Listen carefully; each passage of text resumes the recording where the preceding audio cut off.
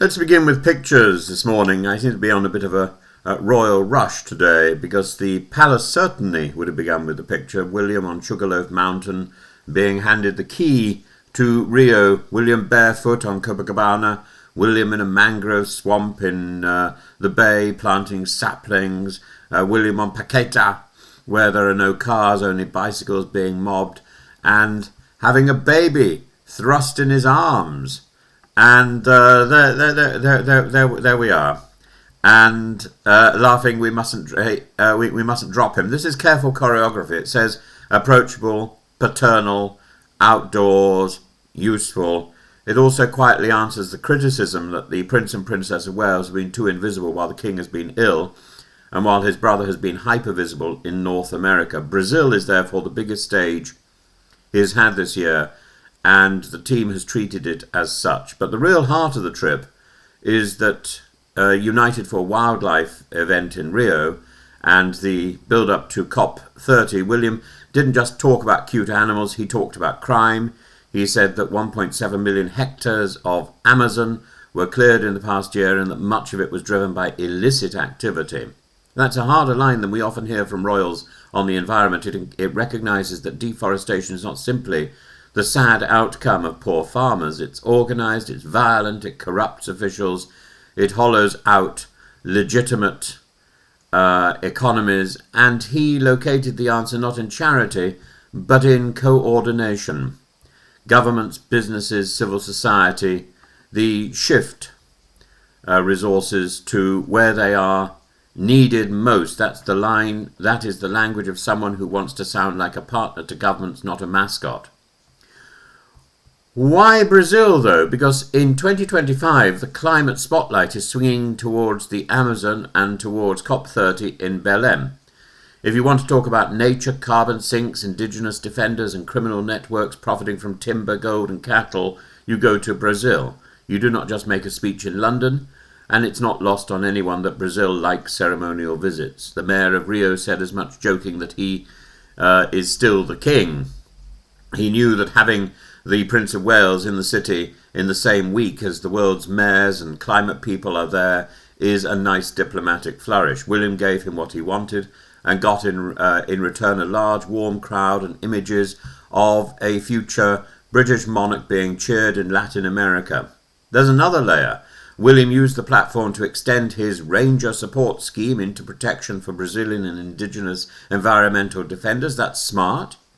One of the most uncomfortable truths about the Amazon is that the people who protect it are the people who get shot.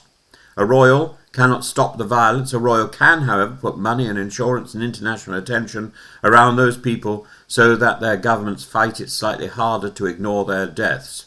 By tying Brazil to an already running package with Tusk and the Game Rangers Association of Africa, he is saying this is not a royal photo op, this is a long project with continuity.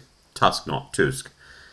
Notice also how often he stressed acting together and united, being united in purpose. That sounds bland on the page, but in context it was doing two jobs. First, it was a direct appeal to Brazilian audiences who are proud of their biodiversity and do not want to be lectured by Europeans. And second, it was aimed at the wider COP audience. He was saying the Crown will keep climate in the news even when politicians are distracted by budgets and wars. In other words, he's occupying the same environmental lane as his father carved out, but with a slightly tougher focus on crime, finance and policing the supply chains. Now, the human side, the baby moment at Paqueta, was not an accident in media terms. It underlines something the palace has wanted to show ever since the Princess of Wales had to step back from public life, that William can carry a foreign tour on his own, that he can work a crowd, that he can do it in a country where he does not speak the language.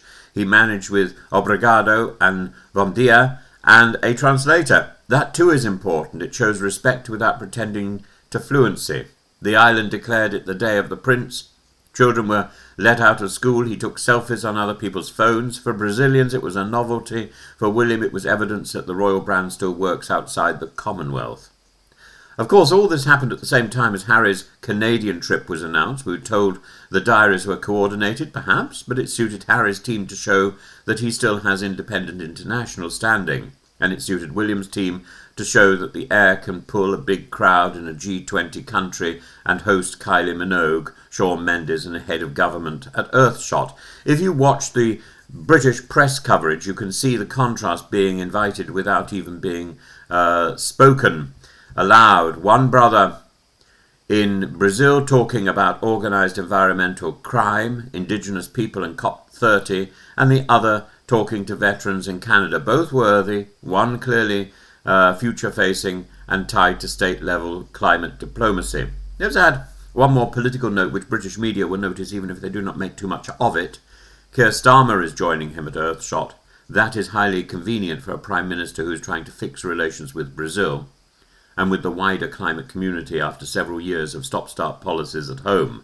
It allows Starmer to be seen in a positive, optimistic setting rather than explaining tax rises in London, and it binds the government's climate rhetoric to the monarchy's climate rhetoric for a news cycle. For William, that's also useful. It shows that Prime Ministers want to stand on his stage. So how should we read the visit overall? First, 4 points. First, as a soft projection of British interest in the Amazon without anyone using the language of pressure. Second, as a demonstration that William's environmental agenda is moving from prizes and innovation towards security, policing and protection of people on the front line. Third, as a reminder to British audiences that he's good with the public and good with children, which helps when the family has had a difficult few years. And fourth, as a signal that he's comfortable stepping into a space his father made famous, not as a copy, but as a slightly younger, slightly more operational version. And he ended his speech on optimism.